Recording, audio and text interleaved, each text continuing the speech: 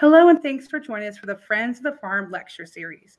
My name is Candace Hawes, and I want to thank everyone for joining us, whether you're a customer at the pharmacy, the pottery, or the Natural Healing Center, or maybe you just found us browsing the internet and looking for more information about cannabis. If you're watching this webinar on YouTube or Big Market or Vimeo, please make sure to subscribe so you don't miss any of our future webinars. In this session, I'll be joined by Dr. Nina Diez and discussing how to talk to your doctor about cannabis and reducing your prescriptions. I chose this topic because I get asked this question quite often from seniors and other patients who are using prescription medicines for pain, anxiety, and sleep and want to either reduce the number of prescriptions and in some cases, replace prescriptions with more holistic alternatives.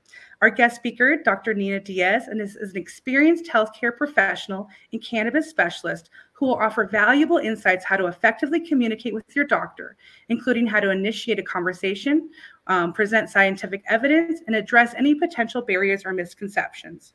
A little bit about our speaker. I'm really happy I got to meet her just recently at a really cool conference, the Emerald Science Conference with Dr. Bonnie Goldstein and other amazing researchers. I was really glad to get to know her a little bit more and learn about her consultation service that she offers, which I think is really amazing because there's not very many people doing consultations in that space that are actually pharmacists, doctors themselves. So this is really exciting. I'm happy to have her with us today. Dr. Nina Diez, Pharm D, M.P.H, is a dedicated pharmacist and a passionate cannabis consultant. She's a visionary looking to dissolve the stigma around cannabis through education and research. She's also the owner and founder of Pharmaceuticals Holistic on a mission to provide pharmacist-led consultations for medics seeking relief from cannabis through safe and effective, clinically proven dosing parameters. She's a philanthropist as well, having funded the first ever cancer research laboratory at the University of San Francisco. The Dr. Nina and is also a certified medical cannabis wellness advisor. Above all, her journey and outlook on life is fueled by having been an ovarian cancer survivor and fighter who wishes to help other cancer fighters find relief through integrative care. I'm so pleased to have Dr. Nina with us today. Thank you so much. Yeah, thank you, Candace, for having me. And thanks for the introduction.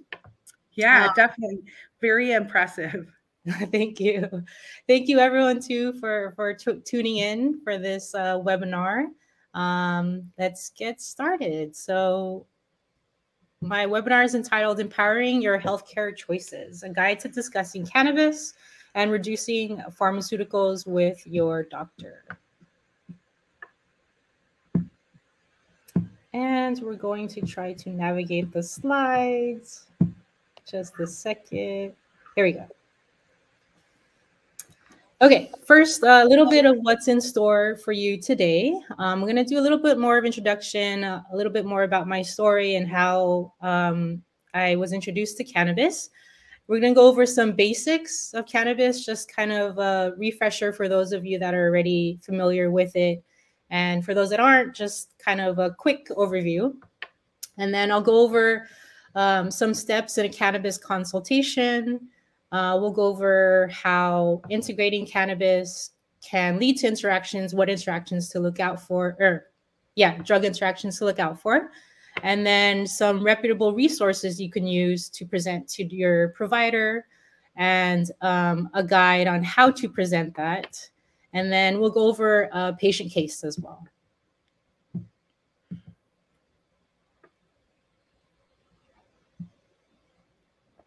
Okay. So first, I have to do my due diligence, some disclosures and disclaimers. Cannabis is not approved, FDA approved, to treat any medical conditions. So it does influence some, but it doesn't treat. Cannabis is used for investigational purposes only. And then all information presented here is not meant to be used to replace traditional individual treatment plans with your qualified healthcare professional. And no conflicts of interest to disclose here. Now, a little more about myself, not too much. I know Candace did a great job at that already. So I received my doctorate in pharmacy and my master's in public health from Touro University. And I currently work at Stanford Children's Health Home Infusion Pharmacy as a ambulatory clinical pharmacist. And I'm a huge proponent for healing with cannabis. So why is that? Well, as Candice mentioned earlier, I am a ovarian cancer survivor. In 2019, I was diagnosed with ovarian cancer after exploratory surgery for a tumor that was growing on my ovaries. They did surgery to take it out, but there were some complications, and I did have to go on opioid pain medications in order to control the pain. It wasn't working. They kept increasing the dose. They tried to put me on other pain medications that just wasn't working. And then it wasn't until my sister-in-law actually introduced me to cannabis in the form of a gummy. And I was skeptical at first, but I figured, why not? Nothing else is working. Yeah, nothing else is working. So why not? And after trying it, I couldn't believe, I couldn't believe, like, it was either that I forgot the pain or I just didn't notice it anymore, or the pain was gone because of cannabis. I couldn't figure it out. So it was the only thing that worked. It was the only thing that got me off these, addictive, abusive opioid medications that could have led me down like a very, serious path. And because of that, I wanted to do my research. Like, what is it about cannabis? What is the mechanism that caused this pain to like go away and like heal me? So here we are. I joined the International Society of Cannabis Pharmacists shortly after, where I did my formal education with their certification program. And then after that, I did a couple speaking events, and then friends and, I did some consultations with friends and family. And that kind of led me to opening up my own consulting business for cannabis and people that wanted to try it for the first time. That, as you know, is called Diez Holistic. And it's just been a kind of wild ride since then. So first poll question, out of the 1,500 clinicians who were surveyed, how many believed that cannabis had medicinal uses? So for those of you watching in the audience, there may be a slide out that came on. You can take a vote, or you can click on polls, and please vote and let us know what you guys think. We'll give it just a couple seconds, and then we'll see what you guys think. I'm really interested to find out myself. That's a really interesting question. I was surprised, actually, and I thought it was relevant to the topic I was discussing. Sorry. All right, so it looks like we have some answers, and can you see them, Nina? Let's see. I can also summarize if you like. Oh, sure. Okay, cool. It looks like 53% of the audience thinks 200, about 33% of the audience thinks 500, and 13% thinks 750, but no one guessed over 1,000. Oh, okay. So the answer, do you guys want to know? Yeah. So the answer is actually 75%. So, wow. 750. Wait. Sorry. So 750. C, right? Oh, no. Sorry. 75%, which is D. So it's greater than 1,000. Oh, wow. That's amazing. No one even voted that. That's great to hear. Yeah. You would think that it is less, but actually there's a lot of clinicians that are kind of changing their mind about cannabis and seeing the benefits and believing that it has, medicinal uses. Yeah. And it's stories just like yours. I've had several doctors reach out and said, please come by and bring me some cards. I've had patients that were able to reduce their medicines, or they've had such a better quality of life. And so that's what's changing a lot of these doctors' minds and perceptions. Yeah, it's amazing. Okay, so now we're just going to go over some basics, kind of back it up a little bit. This might be, old news for some of you. Hopefully it's new news for some of you. so that it's helpful just kind of looking at the roots of where cannabis came from and where the benefits came from, really. So here we have the anatomy of the cannabis plant. As you can see here, we have the whole stalk, and then the cola is the top part of the plant. The bud is where the very top of the cola is, and basically there you have trichomes attached to the bud. The trichomes have a glandular cap, and in this cap is where all the magical stuff is. So the phytocannabinoids, the terpenes. Phytocannabinoids being the molecules like the CBD and the THC, right? Terpenes being the what gives cannabis its different smells, right? And those also have beneficial qualities as well. And then the benefits that cannabis has shown, the different medical conditions that it's influenced. This is a long list. There's even more than this, but it's benefited people with epilepsy, children with epilepsy, especially anorexia, diabetes, anything from MS to neuropathy, even migraines, insomnia. We know, it helps with sleep, anxiety, especially. So just a little overview. And then we can't talk about cannabis without talking about the endocannabinoid system. So what is it? It's already in our bodies. It's a homeostatic regulatory system that's active throughout our whole body. So our bodies naturally produce endocannabinoids as an adaptive response to stress in order to maintain a balance. Basically, homeostasis is balance, right? And then there's CB1 receptors and CB2 receptors within our body that kind of that accept these endocannabinoids.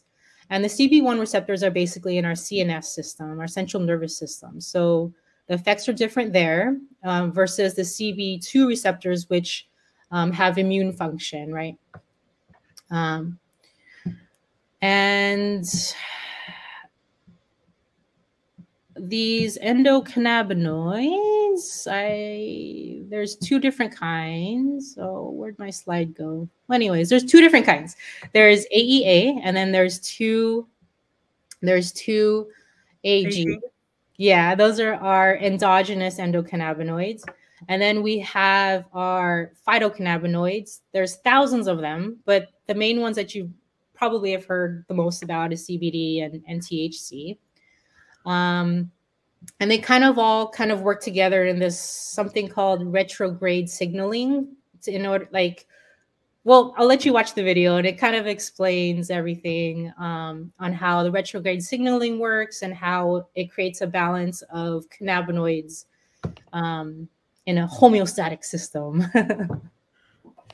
I love this video, by the way. It's from a pharmaceutical company, Diez Pharmaceuticals. They did a great job in showcasing it.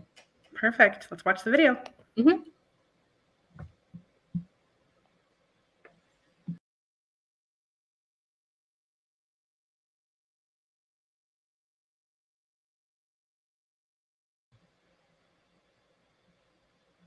So I don't know if you could hear this sound, but I think we would hear the sound if there was sound. Oh, there is? Okay.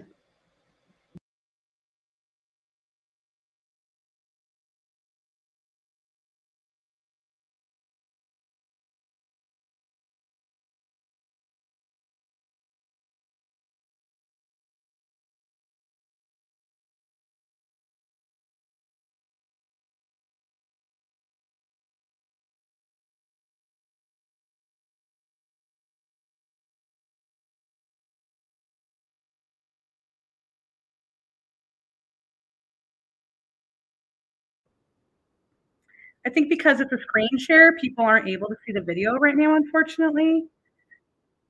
It's a shame because this is really great. But maybe we could just see. Maybe, sorry about that. No, yeah, it wouldn't let us share the sounds. Everybody's saying we have no sound. Okay. So I will try to, what I can do afterwards is everybody will get an email. I can just send them a link to the video so they can see Okay. it. Really sorry about that technical No, yeah, thing. sorry. No, that's okay. People said they Oh, could see it and looked really great, but they just couldn't hear it. It wasn't on YouTube, so okay. that's why. Okay.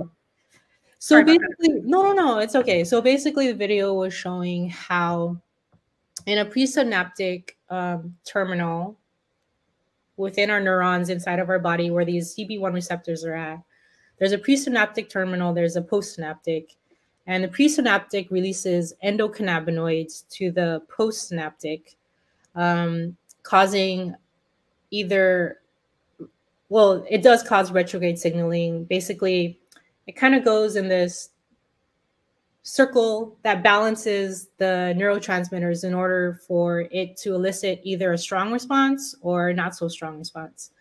So basically, if you take cannabis and you take it in, it creates these phytocannabinoids in your body that connects to these receptors.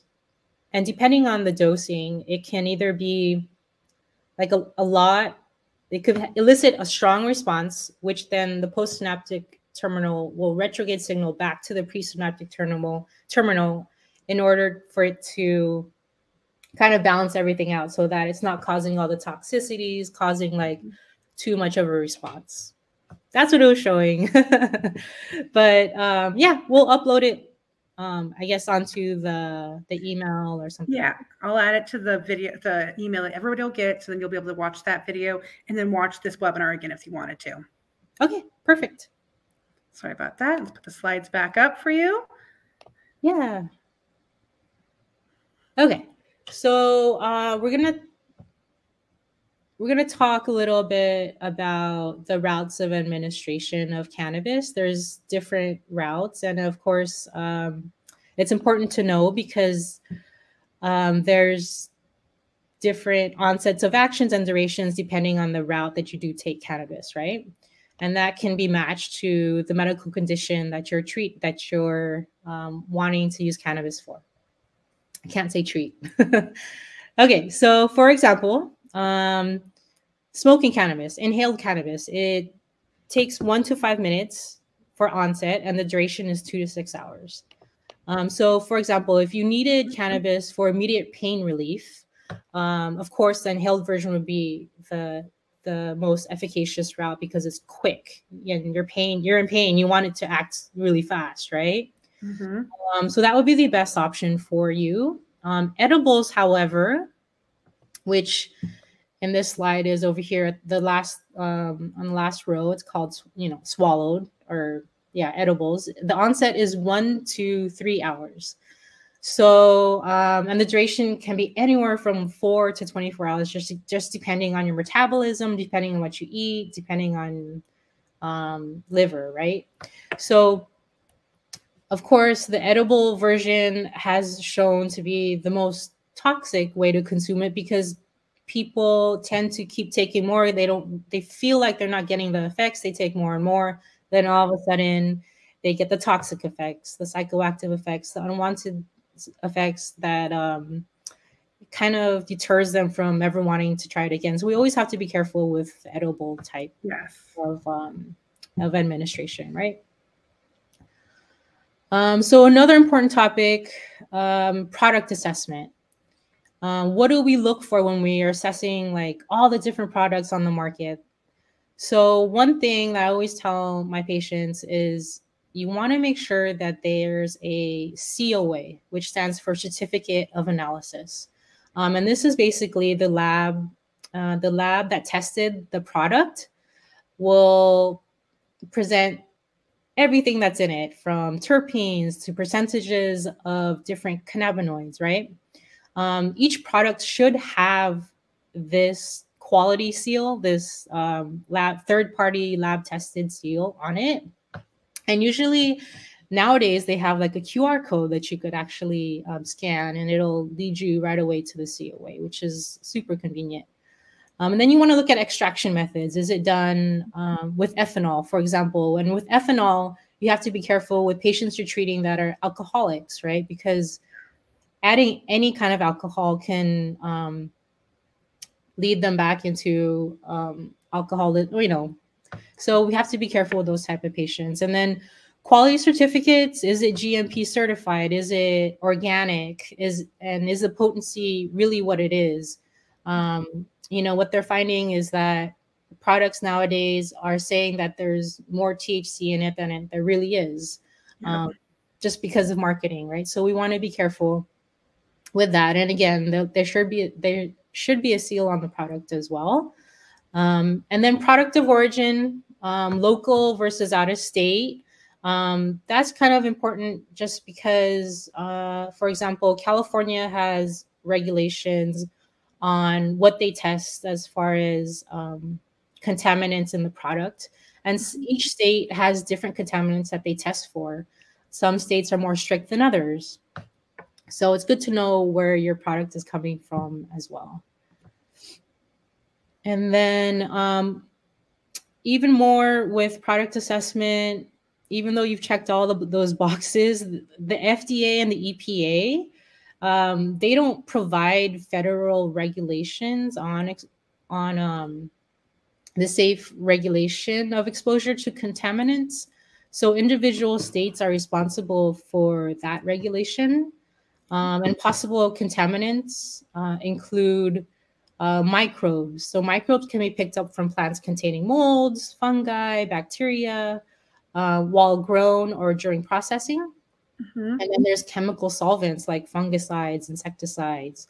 There's even heavy metals, like some plants are hyperaccumulators, where the plant picks up high levels of metals from the soil. And then, of course, the whole e-valley with vape pens and cartridges, the potential to release metals as well. And that brings up a good point into why people want to buy from a regulated market as opposed to like buying off of like an illicit market or buying it from friends. If you have a medical condition and you're sensitive, it's more important than ever to make sure that you're using clean cannabis products, especially concentrates. Because anything nasty in that product is just getting concentrated as well, right? Right. Exactly. At least you know what you're buying and that it's been tested. I mean, yeah, it might be more expensive because you're buying it from a legitimate source and they had to pay extra money to get it tested or whatever, but at least you know what you're getting out of it. Yep. I want to say like there was a product, I'm not going to name names, that I was using, and I cut it in half because my dosage is really low. I cut it in half, and it turns out that I felt like that half had more of the THC than what it should have been if it was homogenous, for example. And that's one of the things that like they should be testing for as well, is the homogeneity of like a product that these patients can potentially cut in half. Yep. And all of a sudden they think they're only getting half the dose, but in actuality, they're not because for whatever reason, it wasn't tested for homogeneity. Yeah. And that's one of the things that California does test for, but not every state. And I know we have people watching this from all over. Oh, right. Yeah, that's true. I forgot about that. Okay, so moving on to the consultation. So we went over the basics. Now, what do you do with that information, right? Like, you're convinced you want to try cannabis. You're convinced that it will fit into your regimen. So what do you do with that information? Here are some key components of a consultation that you can either present to your provider or that I provide for my patients as well. So first, an initial assessment, right? How fit are you for cannabis? Are there any medical conditions that can contraindicate you for using cannabis?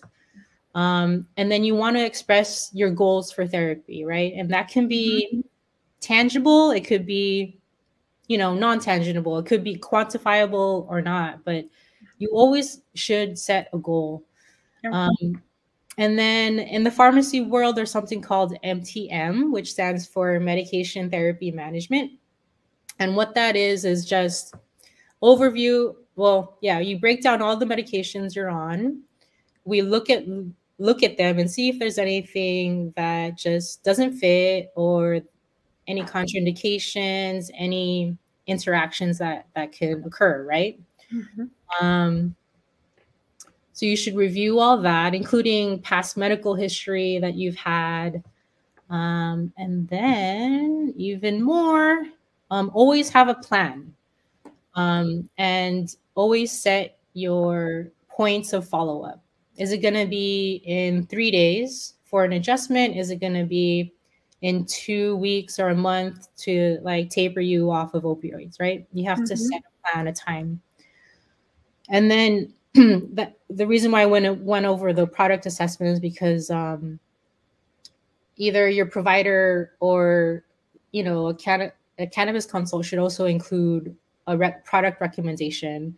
You might have in mind already like how the route of administration that you would prefer, like smoking or tincture, but you always should know what a reputable product is out there, if it fits for you and your medical condition, and then where do you get it? Is a clinician going to refer you somewhere? You know, are they going to get it for you and help you start with it on location, something like that, right?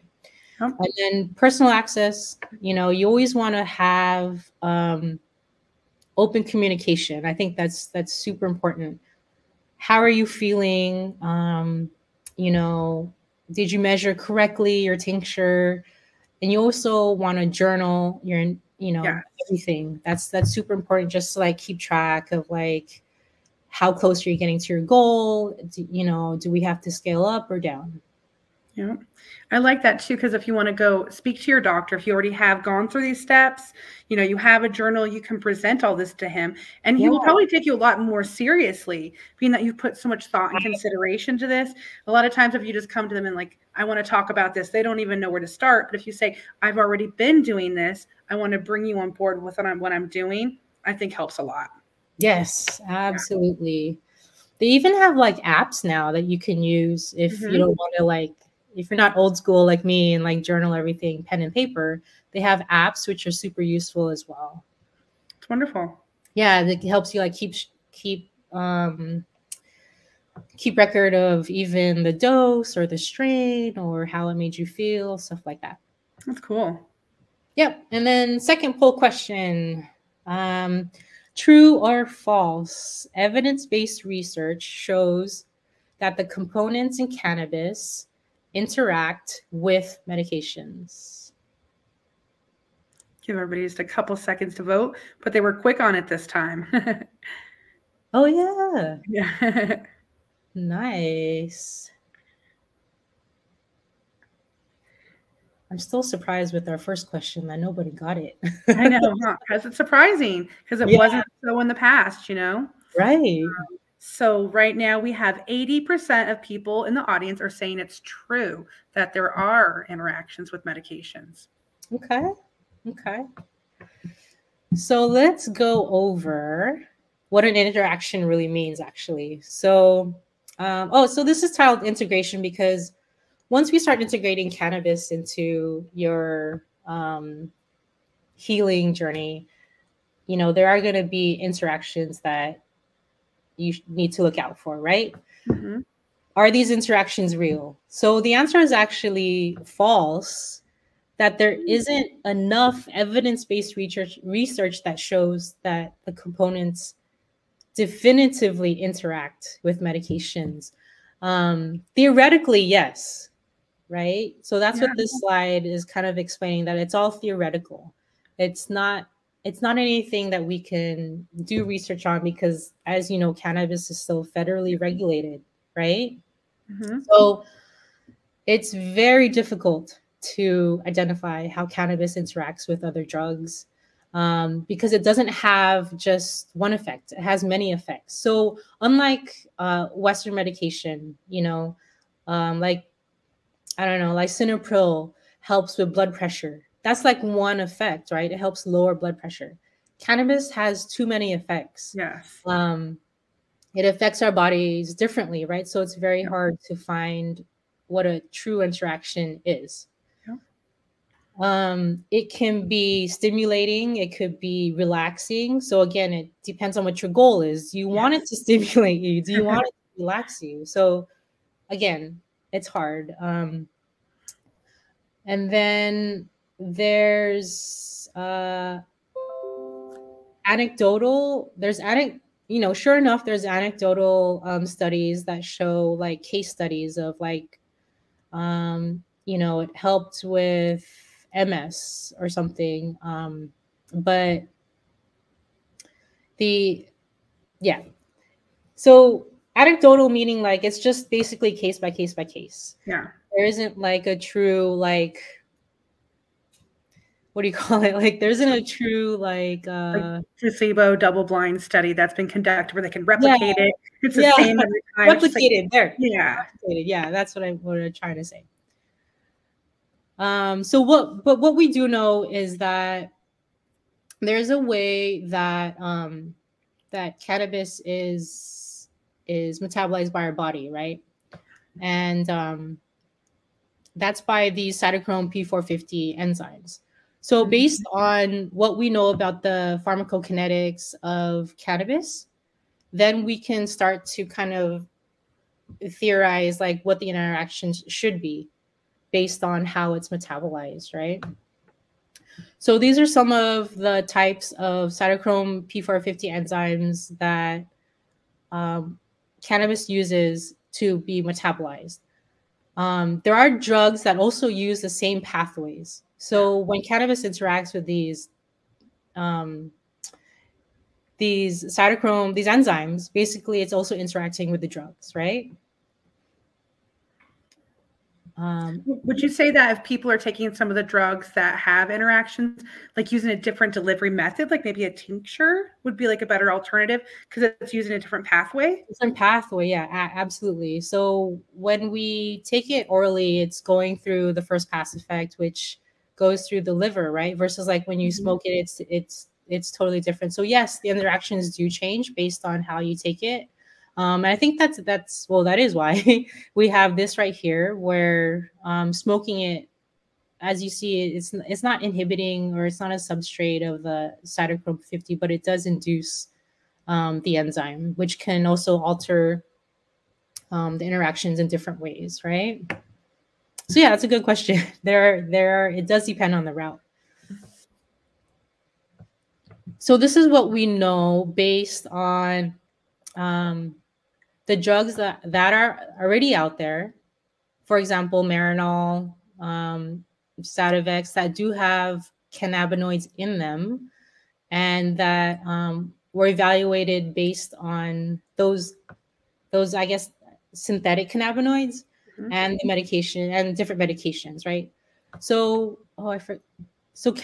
there's categories of interactions. There's risk ratings for categories of drug interactions, right? So risk rating of an A means there is no interaction between the drug and the drug, two different drugs, right? X meaning you have to avoid the combination at all costs because there's serious interactions, right? And then everything in between is kind of this gray area. You could take it, but, like, either you have to lower the dose or higher the dose, or you have to monitor therapy, do lab testing.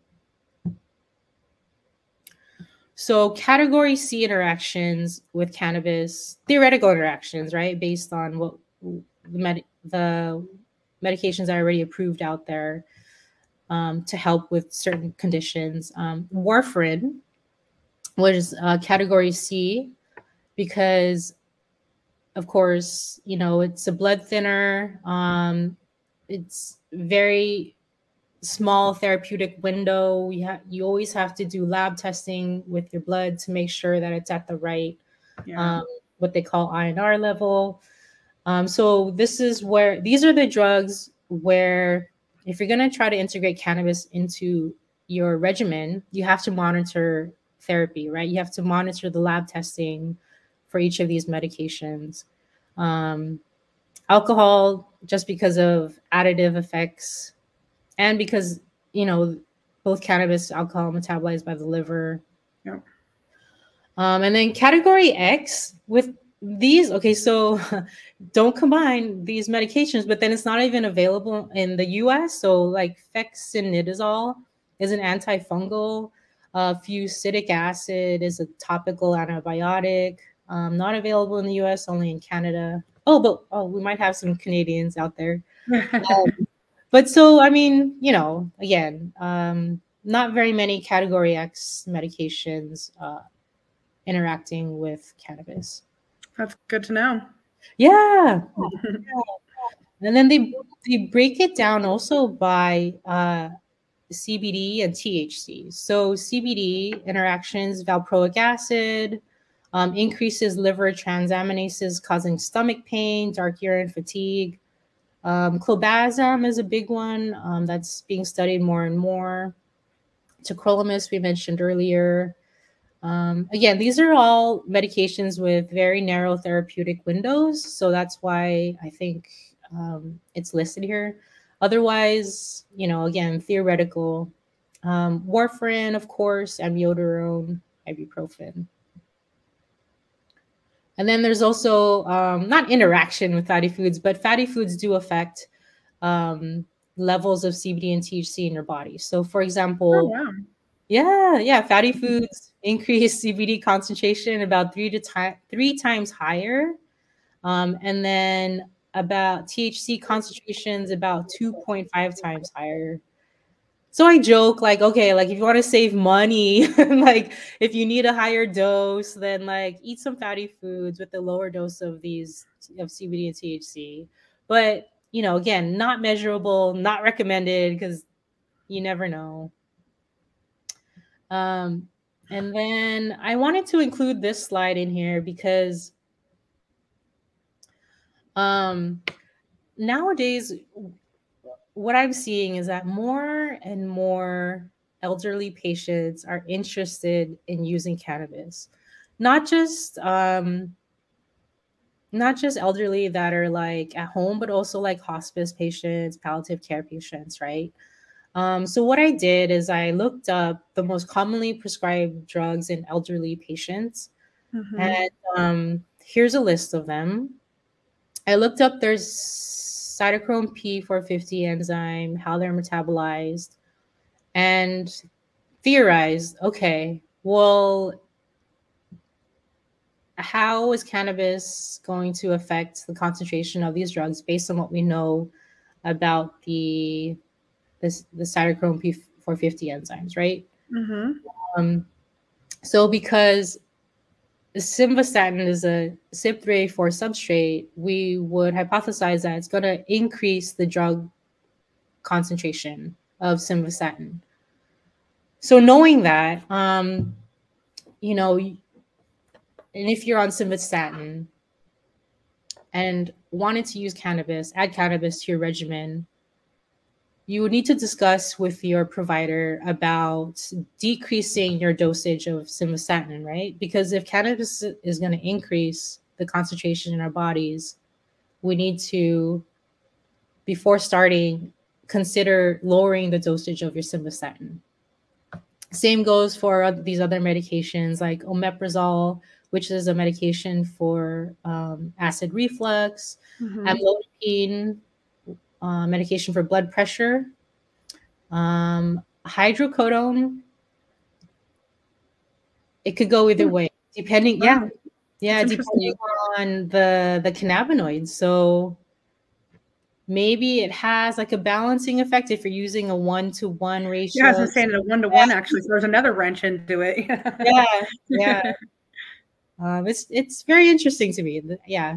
Put this together. Looking at this, I would think if you're going to talk to your doctor and say, you're taking simvastatin and you want to decrease the amount of that drug because you're using cannabis, you need to then start using cannabis in a consistently, just like a medication, like the same amount, same time of day, like similar, right? So that you're not lowering that medication and then not taking the cannabis one day and then you're taking too little of the medicine or whatever.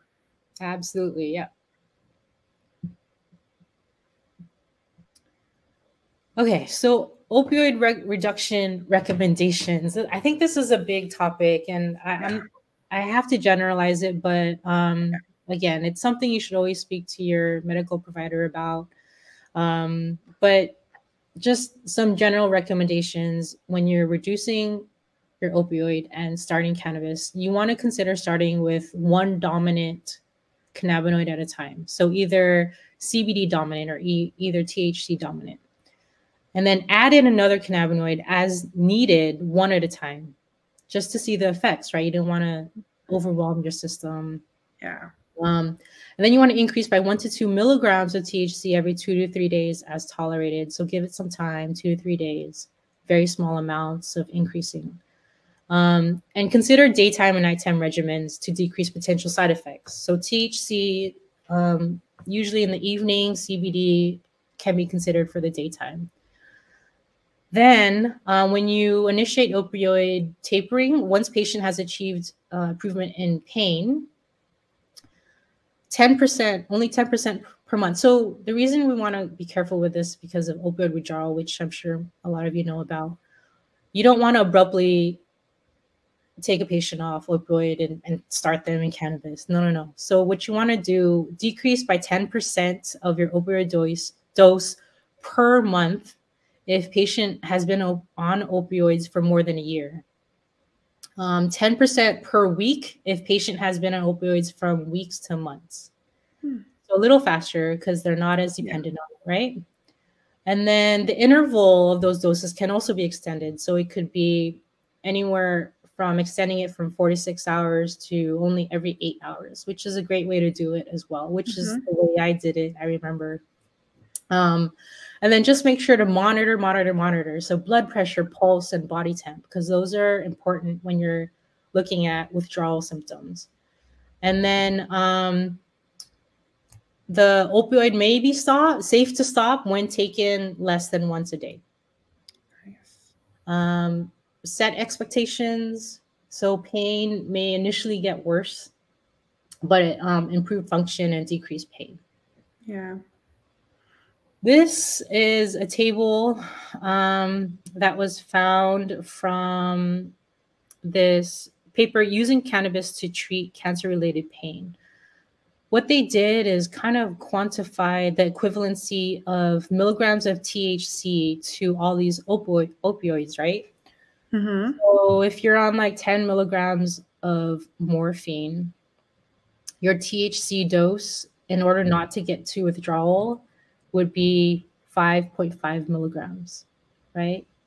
This is amazing. I mean, this is what I'm looking at right here. I'm not so much interested in here, but this, yeah. So again, tailored specifically to your opioid use and how to help you not go into withdrawal. And then pregnancy considerations. I just threw this in there because it's good information. Yeah, I mean, it's again theoretical, but THC crosses the placenta. THC activates cannabinoid receptors on the placenta and uterus. Not sure what the effects are, but it does activate it. Mm-hmm. The THC concentrations in breast milk are variable, and then metabolites of THC can be found in breast milk. Have they ever done any research to say, like, when pregnant women are using edibles, like it gets a lot more passes the barrier versus like smoking? There's not very much evidence about pregnancy and cannabis, right? But I was just wondering if there's been anything like that you're aware of. Not, it's hard to do studies on pregnancy. It is, Yeah, I haven't seen anything, but I'm sure there's like I said, like case studies or anecdotal studies. I'm just not too familiar with it. Okay, so we got like 10 minutes. Resources. I just wanted to quickly show you some reputable sources for resources for evidence that you could present to your provider. Mm-hmm. So, for example, Lexicomp is a good source that pharmacists use. Clinicaltrials.gov. Hippocrates is reputable. Natural medicines is good for like supplements, herbals. Canakis, PubMed for research, up to date, and clinical pharmacology. Yeah, and doctors love to see these kind of studies too. Absolutely. So if you can come in with your journal, I think it's really going to help you. Absolutely. Yeah.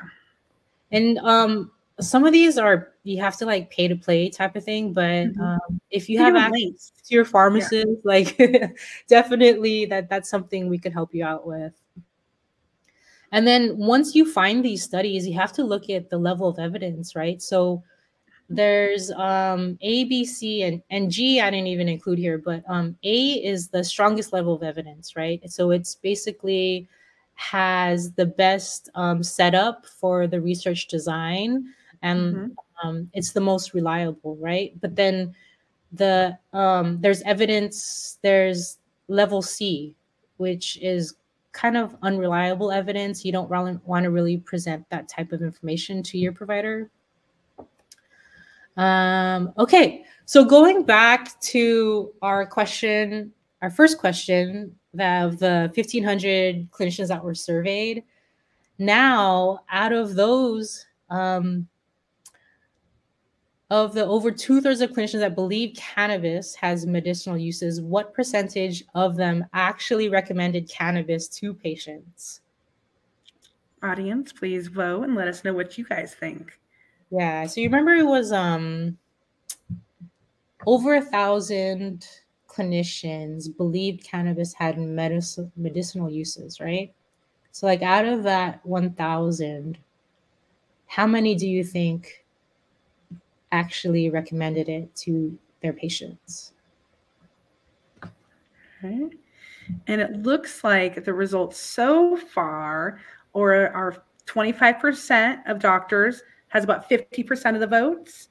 75% of doctors has 33% of votes. And then 50% of doctors has the least amount with 17. Okay. So you guys got this right this time. It was actually 25%. So of those thousands of that believe in the benefits, why are only 25% of them? Why are only 250 of those clinicians recommending it to patients? It's so strange. It is. Okay. Review, just a little bit of a review on how to discuss cannabis with your provider. You want to make sure you discuss the risks versus the benefits, which might be different for everyone. Goals of therapy, especially, again, different for everyone. Present evidence-based research from reputable sources, which we went over. You want to review your medication profile for potential interactions. Make sure, your medications are adjusted based on that. And definitely have a plan for follow-up, a timeline especially. Okay, patient case. This is going to be fun, but we have like 7 more minutes. Okay, if we go over, no worries. Okay, real quick. So MJ is a 48-year-old with severe chronic pain. MJ is cannabis naive, meaning never had cannabis before. Current medications, oxycodone, 10 per 325, 1 to 2 tablets every 4 to 6 hours, PRN pain. That's around the clock. Oxycodone is a 5 milligram immediate release, 1 tab as needed for breakthrough pain. Duloxetine, 60 milligrams, 1 tablet by mouth twice a day.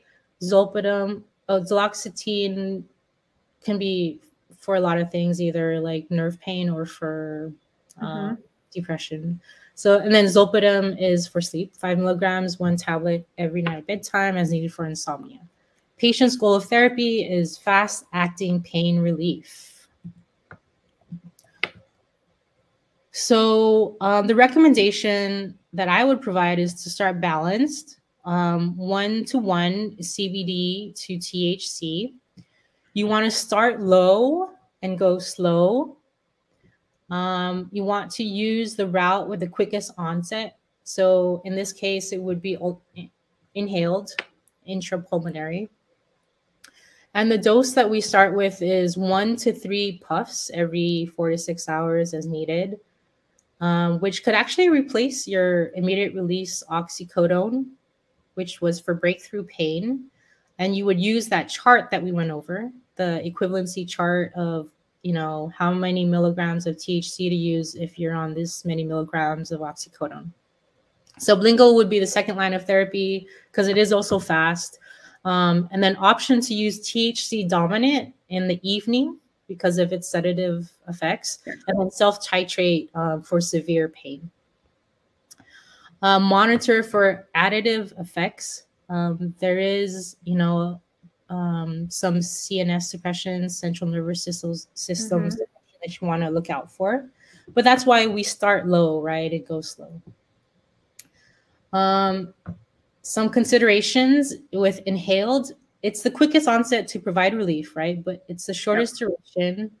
It prevents impairment. It's the easiest titration, every 5 to 10 minutes. But it's too frequent of a dosing, so they might not want to use it all the time. The technique is important. They might not have the technique in order to get the right dose. And then there is still, unfortunately, a stigma around the smell of like inhaling it. Sublingual, it's less frequent dosing since oral forms have longer duration. It may help with insomnia too, which is great, 2 birds with 1 stone. But the taste, some are have an aversion to the taste, and then the cost of tinctures are very, very expensive. And then the titration, there's a titration minimum of every 4 hours. Some counseling points for THC.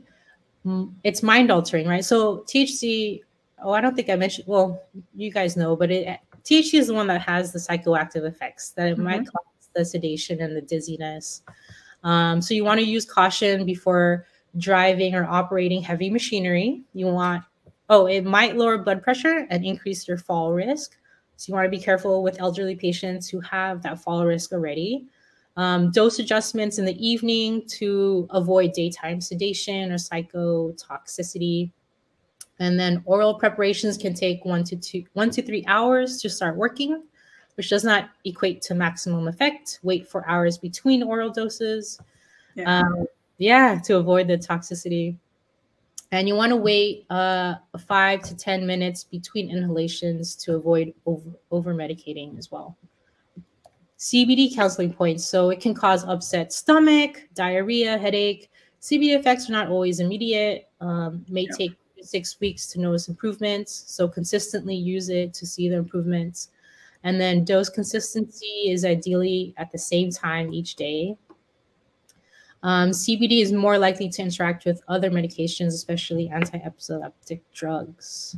And I would say too, for that too, with CBD, you really need to take it for at least like a couple weeks to see the benefits. It's not like THC, you take it, you feel the benefits. You have to take it for a good amount of time for it to get in your body, like prescription medications. Sometimes you don't even realize the difference. You have to be like, have I had less anxiety? Have I had less muscle pain? So it's really, reflecting on like how your condition's improved. Yeah, and I think it's related to the whole like theory of upregulating your receptors. Yeah. Yep. Right. So that's a whole other topic. Elements of a cannabis plan. So just kind of lastly, you want to have a goal. You want to know your route, your starting dose, titration amount and frequency, expectations and what to look for while titrating, maximum dose. So, cannabis kind of goes on a bell curve kind of dosing. You have your maximum, and then after a maximum dose, it starts to work less for you. Yeah, just wasting money at that point. Exactly. And then again, what to look for when selecting products that are compatible with your plan, and don't forget to journal. And that's it. Thank you so much. Yeah, this is amazing. So if somebody wanted to get a hold of you for a consultation and hire you for that, then this is how they can get a hold of you, correct? Yes, all my information is here on my website as well. There's a link there. You could email me. I'm on all socials. Yeah. That's wonderful. And I would say this is great. This is a lot of guidance to give somebody to talk to their doctor. I saw people mentioning that they tried to talk to their doctor. Their doctor just feels like they don't have enough information to take on such a, it's not simple. There's, like you said, it can affect everyone differently. And so it kind of seems like something that's complicated for some doctors that are already so overwhelmed with their patient loads and all the information they need to know. In most states, there's medical cannabis practitioners, with that this is their specialty. This is what they do sometimes alongside practicing regular medicine. And so if your doctor doesn't feel like they're knowledgeable enough to write a recommendation, you can always go to one of those doctors, but then come back to them, let them know that you've gotten the doctor's, authorization, and then just at least incorporate that into the notes. And then maybe over time, the doctor will make themselves more knowledgeable about cannabis and then feel more open to talking to you about it. Maybe either other patients. Has to start somewhere, and like I said, like there's doctors who've had their minds changed based on their patients. And so if you are getting good results, I would say share that with your doctor if you feel like you have a good relationship, because you could be potentially helping other people as well. Yeah, and these clinicians that believe in it but aren't recommending it, they just need kind of that like boost of confidence. They need that extra information from you in order to feel confident enough to help their patients start cannabis. Yeah. What's some of the worst things that could happen? Like say your doctor's like, I don't like cannabis. Like, do you think like in a regular, like, yeah. I mean, do you think doctors would pain medicine, they may make you choose like this or that, but with most like regular primary care doctors, is there really like any kind of threat? I feel like it's not a threat. It just means that it just gives you options. It tells you that you have options for other doctors that aren't very close-minded about it, right? That can at least work with you as a team, as your healthcare team, to provide what you need. And if a doctor's going to be closed off like that, I just feel like that just means you have options to move on from that doctor. Yeah. Maybe it's not a good fit. I've even had people change healthcare providers as well because they felt very strongly about this.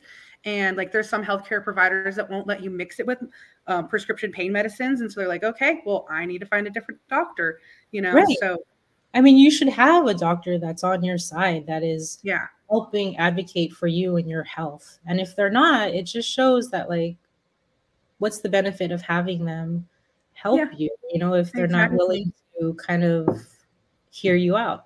Yeah. And there's a lot of good doctors out there. So you can reach out to me or to Nina. And so if you do want some referrals, definitely let us know. I have a couple questions if you have a couple moments. That's okay? Sure. Yeah, sure. Okay, people really love the stats that you shared about the doctors and how many were supportive of cannabis and how many actually recommend it out to their patients. Do you know where that poll was taken? Like which scientific body or? Yeah, it's in my references. I can look at it. Let's see. And everybody can take like a screenshot of this too. If anybody was to email me for these slides, would it be okay for me to share them? Oh, absolutely. Yeah. Okay, great. Absolutely. So I'll put my email in here if anybody wants a copy. They can definitely email me. Okay. And then we have another question. So somebody's son is taking simvastatin. So theoretically, would it make sense? Because you know how you said there's an interaction there. Would it make sense to space them out more time, or does that not help that interaction? Oh, that's a good question. Okay. So I would need to look up what the half-life is of simvastatin in order to figure out like would spacing work out, because it depends on how long simvastatin stays in your body, but typically it's dosed once a day. So yeah, it kind of would depend, and it also would depend. It might be long release, so that it would depend on the product too that you're using, and the route and the duration that it lasts in your body as well. So again, that's something specific to the medication that can definitely be looked up and adjusted for as well. Okay. Yeah. All right. Are there any medications that you think that patients can taper down on their own safely? With cannabis? Yeah. Yeah, I would think so. I mean, things like I don't know. Well, over-the-counter medicines. Over-the-counter meds. I was gonna say, like Tylenol, ibuprofen, acid reflux drugs. Sure, there are some things, but again, I would definitely discuss that with a cannabis consultant or with your medical provider first. I wouldn't recommend it because, I mean, yeah, don't go like Google it or anything and see like, oh, can I taper off of it? Yeah, definitely not. I would recommend discussing it with a healthcare provider first. Yeah, always the safest if you have Yeah, that. yeah. Somebody's asking, do you notice the difference between ingesting edibles versus infused, like the tinctures? So yes, there is a difference, right? Like in the duration, the amount, the time that Yeah, it lasts, the onset, how long it actually takes to onset. But as right. far as like drug interactions, not so much, right? No, yes, Um, I guess that does because it's different pathways. So there would yeah, be a difference. So there's a difference in every way almost. almost. Yeah, I would Yeah. say. Yeah, Okay. not a All huge right. difference between edibles and tinctures. All right. Well, those are all the questions that I have for you today. This has been really, really informative. I Nice. actually learned a couple new things. So I even say, even though if you've been in this cannabis industry for 20 years, helping people, through this process, there's always more that you can learn. Cannabis and Oh, yeah. continuing education go hand in hand. We're always learning more from science. The doors are getting opened wider in the Yeah. scientific community. We're learning more about the minor cannabinoids and the pathways and drug interactions and everything, which is making cannabis safer for everybody and more effective for those that are using it. And I Mhm. think it's really cool what you're doing, offering these consultations, being like a healthcare professional. You have all the knowledge to help guide people on the right track. So I really thank you for doing that. And Yeah, of course. I'm really glad that we're at a point now where doctors don't have to be afraid to get involved in cannabis, and that they can do both. They can have their regular professional career and they can also help guide people, through their cannabis journey. So this has been really beneficial. And if anybody, wants to talk to Dr. Nina, I would definitely recommend her services. She's wonderful. And thank you again for your time and for all this preparation and delivering this information and just being, committed to helping people get well. Of course. Of course. Thank you so much for having me. And thank you Yeah. everyone that attended. Yeah. Thank you, everyone, as well, for your time today. I Yep. hope that we're able to share some information with everybody that will help you become better informed cannabis consumers, and that the information that we provided will help you find relief. Until next time, everybody, I hope that you stay well and have a great day. Stay safe, and we'll see you soon. Bye. Bye.